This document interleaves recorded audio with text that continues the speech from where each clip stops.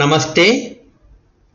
కథాసుధ కార్యక్రమానికి అందరికీ స్వాగతం పలుకుతున్నది ప్రొఫెసర్ దుగ్గిరాల రాజకిషోర్, విశాఖపట్నం.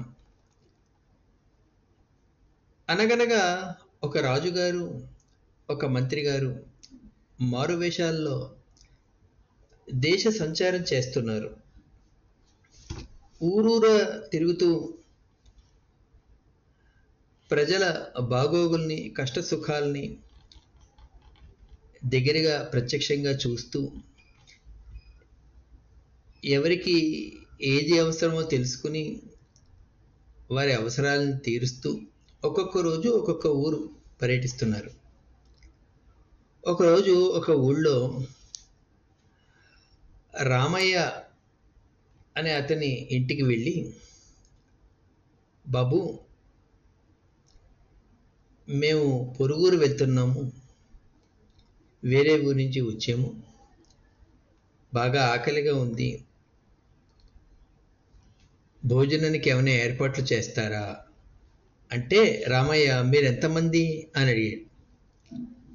మేము ఇద్దరమే, ఇదిగో అని చెప్తే, తప్పకుండా రండి అని వాళ్ళని కూర్చోపెట్టి మంచి మంచి పదార్థాలతో మంచి విందు భోజనం ఏర్పాటు చేశాడు.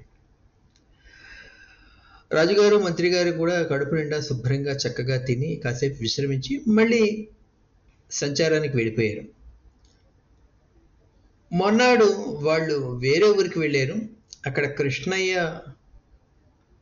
అని అతని ఇంటికి వెళ్ళి, బాబు మేము ఇలాగా వేరే ఊరి నుంచి వస్తున్నాం, ఇంకో ఊరు వెళ్ళాలి, అలసిపోయాం, ఆకలిగా ఉంది, భోజనానికి ఏమైనా ఏర్పాటు చేస్తారా అంటే, తప్పకుండా రండి, లోపలికి రండి, కూర్చోండి అని చెప్పి, ఇంతకీ ఎంతమంది ఉన్నారు మీరు అని అడిగితే, ఇదిగో మేము ఇద్దరమే అని అంటే, అలాగా సరే అని మంచి మంచి పదార్థాలతో వారికి కడుపు నిండా భోజనం పెట్టి కాసేపు విశ్రాంతి తీసుకున్నాక వీడ్కోలు చెప్పాడు. రాజుగారు, మంత్రి గారు అలా వెళ్ళి తమ సంచారాన్ని పూర్తి చేసి రాజధానికి చేరుకున్నారు. చేరుకోగానే రాజుగారు మంత్రితో, అదిగో ఆ ఊళ్ళో కృష్ణయ్య ఉన్నాడే, మనకి ఆతిథ్యం ఇచ్చారు, ఆయనకి జీవితాంతం నెల నెల 100 వరహాలు భరణంగా ఇప్పించండి అంటే, మంత్రి గారు ఆశ్చర్యపోయారు. అదేంటండి, రామయ్య కూడా మనకి భోజనం పెట్టాడు కదా, ఏ లోటు చేయలేదు కదా అంటే, మీరన్నది నిజమే మంత్రి గారు, రామయ్య మొదట మీరు ఎంతమంది ఉన్నారు అని కనుక్కుని తర్వాత లోపలికి పిలిచి భోజన ఏర్పాట్లు చేశాడు.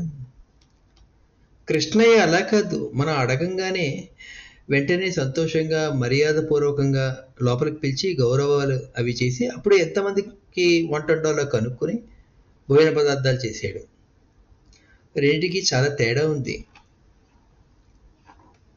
కృష్ణయ్య ఎంతమందికి వండాలా అని లెక్కలు కట్టలేదు, మనస్ఫూర్తిగా వచ్చిన అతిథికి మర్యాద చేశాడు, కడుపు నిండా భోజనం పెట్టి పంపించాడు. అందుకనే అతనికి గౌరవార్థం జీవితాంతం నెలకి 100 వరహాలు చొప్పున భరణం ఇప్పించండి అని రాజుగారు చెప్పారు.